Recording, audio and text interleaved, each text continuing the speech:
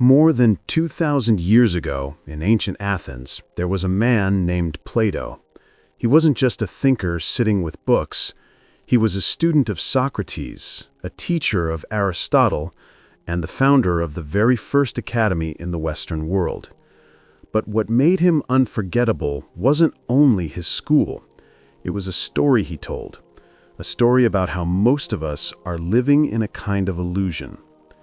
Plato asked us to picture a group of people chained inside a dark cave.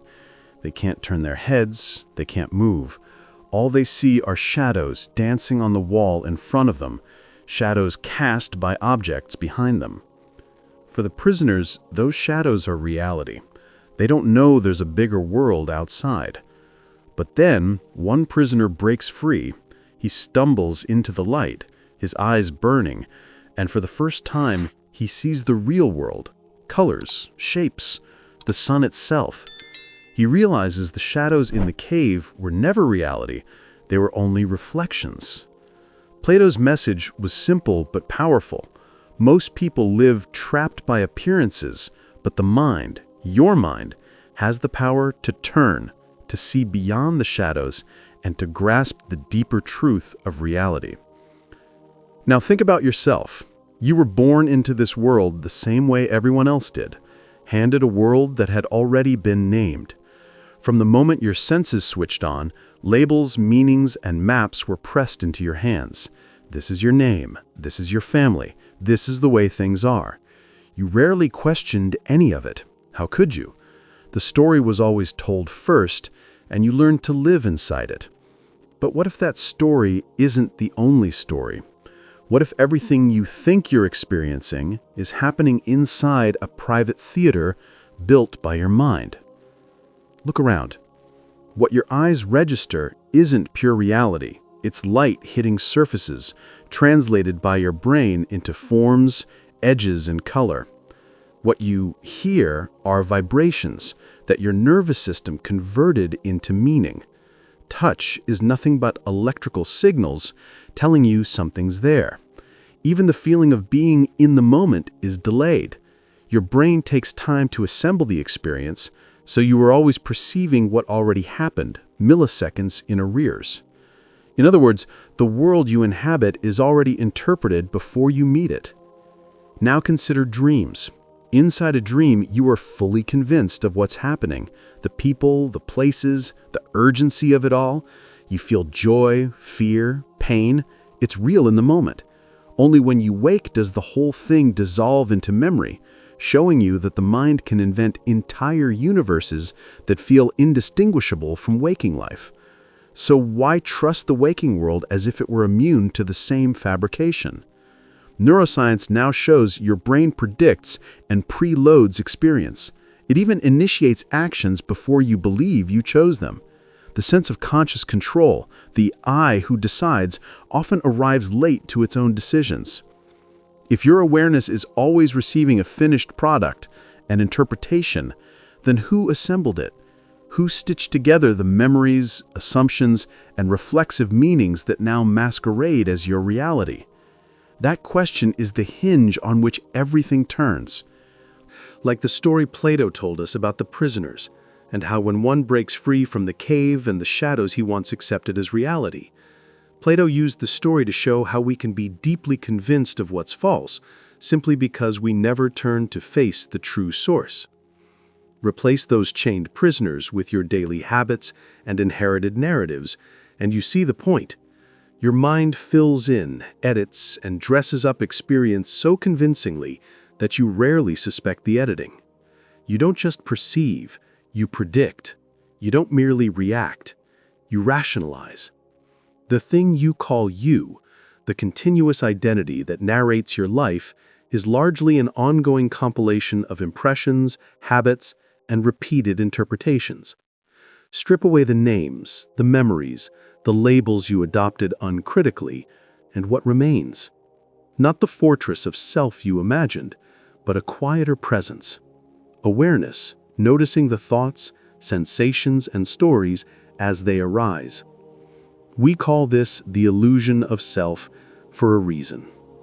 Ancient teachers had terms for it: The Buddhists named it anatta, no fixed self.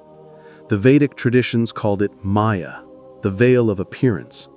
Modern scientists find similar themes. When they look for a single unified controller in the brain, they don't find a CEO in the skull. Instead, they find a chorus of processes, competing and cooperating, producing the sense of unity as an emergent effect. Imagine sitting in a crowded room where many conversations occur. At any moment, a single voice may dominate, and you interpret that voice as the speaker. But the next instant, another voice leads, and the character of your inner narration shifts. That shifting is not you deciding so much as a set of processes interacting. Think about your thoughts for a second. Try to stop them. Truly quiet the inner monologue for longer than a breath. You'll notice thoughts keep arising uninvited. Memories, images, plans, worries. You didn't summon them. They just came. The thought that feels most personal to you now likely arrived without an announcement. So if thoughts arise of their own accord, what part of you is actually doing the choosing? The simpler and more radical answer is what you call you is largely the result of conditioning and patterning, not the originator of it. And this conditioning goes deep. From infancy, you absorbed language, values, fears, invisible software that continues to run unless you inspect it. Consider how different you would be if you'd been born in another culture, speaking another language, raised with another set of stories. The contours of your personality would shift like sand under a tide. That demonstrates the constructed nature of identity. It shows that much of what you assume is essential is accidental. Now, if identity is constructed, what does that do to the idea of reality? It means that perception itself is a story filtered through assumptions. Psychology experiments make this painfully clear. Inattention blindness, the famous experiment where viewers miss a person in a gorilla suit because their attention was fixed elsewhere, shows that seeing isn't passive.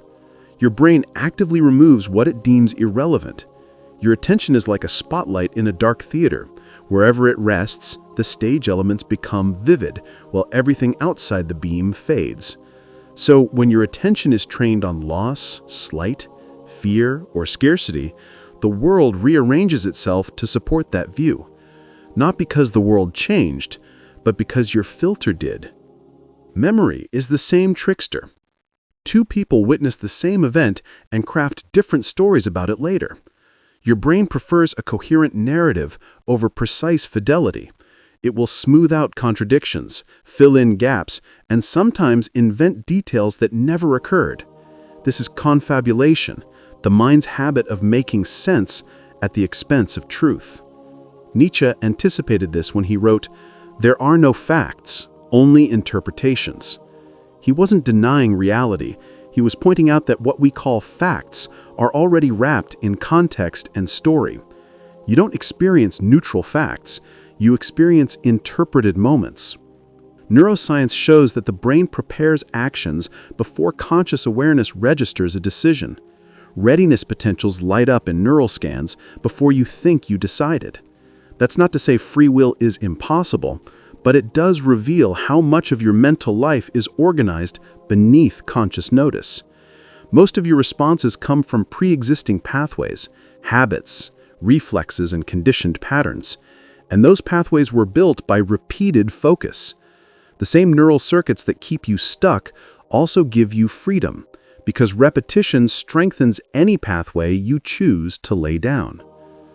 So, what can you do with this knowledge? First, notice. Awareness is the first crack in the illusion. When you recognize that your mind edits and predicts, you step out of the automatic loop. You begin to observe how attention sculpts experience. Second, question the story. Every time a belief feels obvious, ask where it came from. Which teacher, which headline, which childhood moment fed this conviction? If you trace the origin, you either confirm the truth or expose the fiction. Third, intentionally redirect attention. Because attention is a creator. Whatever you feed consistently, fear, blame, scarcity, grows roots. Whatever you water, curiosity, openness, gratitude, replicates and expands into new wiring. This doesn't mean painting over reality with false cheer. It's not toxic positivity, it's recalibration. It's the active decision to stop rehearsing the same wound until it becomes a residence. Remember Plato's freed prisoner, the light hurts at first. New perspectives can sting. Old comforts, even the painful ones, are familiar, and the mind resists unfamiliar clarity. That resistance is not the enemy. It's the signal that transformation is underway. Keep showing up. Keep looking toward what you want constructed. Build different pathways by steady attention, by practice, by choosing what you repeat. There are practical edges to this wisdom. Start with small experiments. Notice what you focus on for an hour, the complaints you replay, the headlines you skim, the anxieties you revisit. Then deliberately shift for the next hour. Look for evidence of kindness. Listen for moments of competence. Catalog things that are working. See what changes. The brain is a prediction engine. When you give it new evidence, slowly the predictions tilt. You start seeing possibilities you missed before. The people around you respond differently because your posture, tone, and energy have subtly altered. Energy follows attention. Attention sculpts energy. And there's a deeper point here about identity. When you practice stepping back from the stream of thoughts and feelings and see them as passing events, not the essence of who you are, something else shows up. A quieter field of awareness. That field is not impressed by drama. It notices the drama and continues. It recognizes the mind's stories and holds them with curiosity rather than conviction. From this place, choices become possible that were previously invisible. You're not annihilating the personality. You're discovering the author behind the story, not to control it tyrannically, but to guide it with intention. So what would happen if you stopped investing in the narratives that undermine you? What if you stopped doubling down on the small betrayals, the imagined rejections, the rehearsed scarcity? What if instead you consistently fed your attention to what fosters growth, to the people who build rather than break, to the tasks that create competence rather than anxiety? Over time, those small shifts compound. The neural pathways harden in a new direction. The stories you tell yourself become kinder, truer, and more constructive. You've seen the opposite happen when fear is the focus. The mind becomes a magnet for evidence of fear. The same mechanism can be used to cultivate courage. It's also worth observing how culture frames perception. Language, education, media, they all act as scaffolding for the stories you inherit. Different cultures have different slots of thought they allow or deny. A concept available in one language may be absent in another, and with that absence, a whole set of experiences becomes invisible. That's not a moral indictment, it's an invitation to expand your lens. Learn new vocabularies, read different traditions, listen to perspectives unlike your own. Every new framework offers potential recalibration for what you thought was inevitable. At the edge of this exploration lies a startling possibility. What we call reality is not fixed. It is participatory. We are not passive recipients of an immutable world.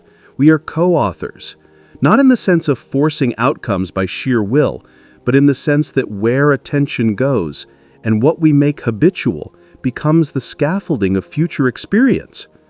This is both humbling and empowering. It means you don't have to demolish your life to change how you live it. You can begin by shifting what you habitually notice. If any of this opened a crack in your assumptions, if it revealed that some parts of your life are constructed out of old habits and unnoticed focus, then you're not stuck, you're starting. The next step is simple and radical. Become an intentional witness. Notice the narratives, question the obvious, redirect your attention toward the life you intend. That is how change begins. in the small, repeated acts of choosing what to look at. If this shifted something for you, there's another video waiting that goes even deeper into how to practice this daily, how to train your attention like a muscle so it serves you rather than the default script. Click it now before old patterns lure your gaze back to the shadow. If you enjoy content like this, make sure to subscribe. It only gets even more interesting with each new video.